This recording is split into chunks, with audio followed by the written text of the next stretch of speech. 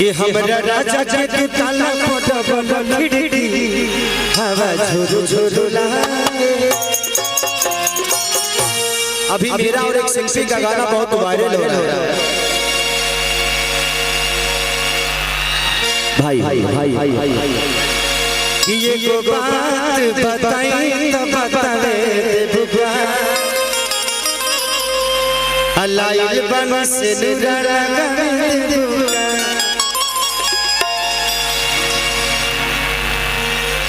मैं ते बहुत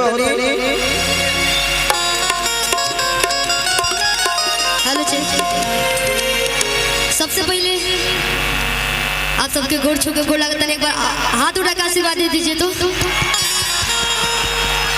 बाप रे कमे दूर चले का पड़ता है ज्यादा कि कब जाए 1 किलोमीटर दूरी पे।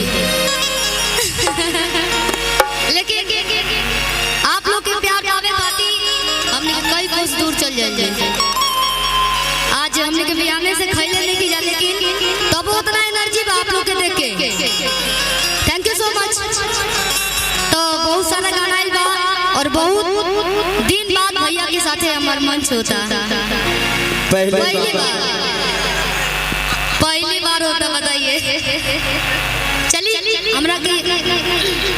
हमरा खातिर खुशी के बाद बस सौभाग्य के बाद भैया के साथे कल्लू भैया के साथे मोनू भैया चौहान जी अन्य कलाकार बने सबके साथे गावे के मौका मिलल।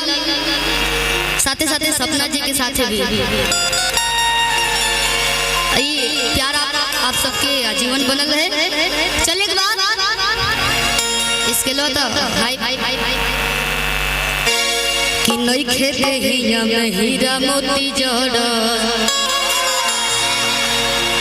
कि तो बोला हुआ सो पीछा मारे तोड़ा कि नई खेते हिया में हीरा मोती जड़।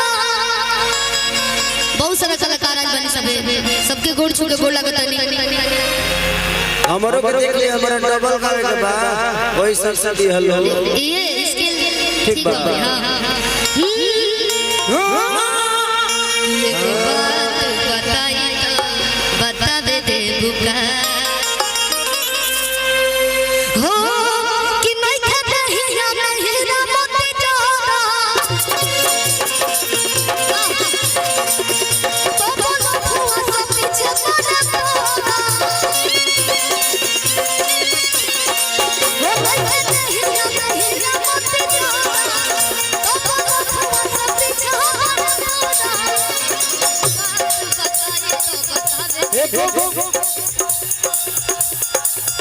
एक बात बताई तो बतावे दे बुबा। एक बात बताई तो बतावे दे बुबा लाई बन सुनुरा लाला।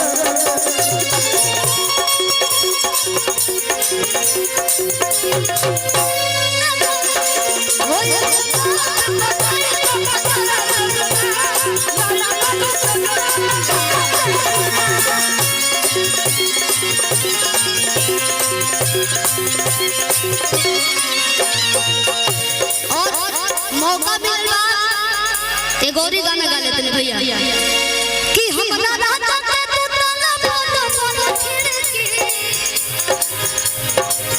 सभी लोग सुने तो ऊपर करें तो देखो लग कितना आप लोग प्यार करेंगे कि हमरा राजा के तू ताला बोलो खिड़की हवा झुरु झुरु लागे।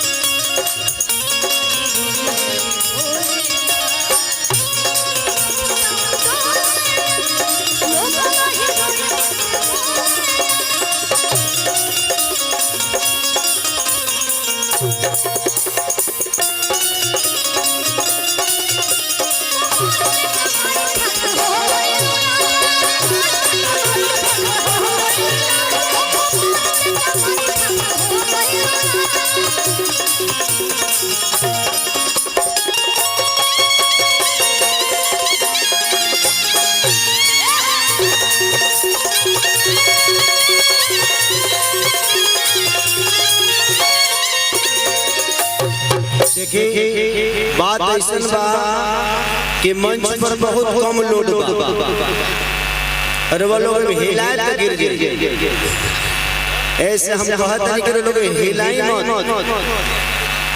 अच्छा दढ़िया बेटा थोड़ा माई बच्चा तो इनके बारे में परिचय नहीं दिया। अभी लगातार इन्होंने मेरे साथ एक राजा राम सिनेमा किया है और कौन सा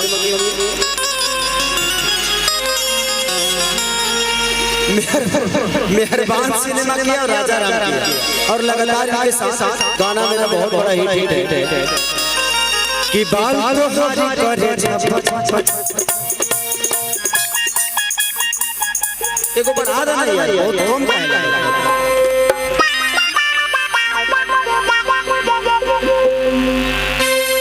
अरे गिरा छोड़ पिया बल चले ले तेजी कि बोली जाता मिठाई पाँच में बाटे जी। हमारा बबली भैया की फरमाइशी बा कि रहू में झका कपड़ा करिया लागेला इस सवरिया अरे दढ़िया जल बना बड़ी बढ़िया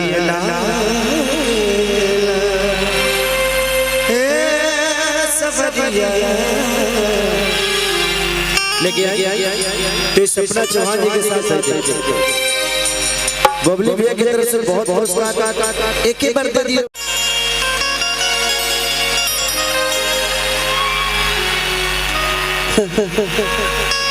हमारे भाई से हमारे मेरे लोग का बड़ा दुख होला।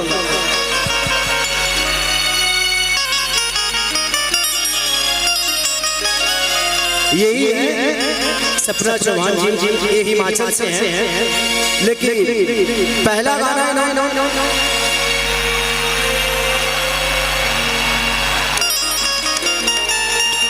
हेलो ऐसा ऐसे मत करो इतार हिमाचल ना हो।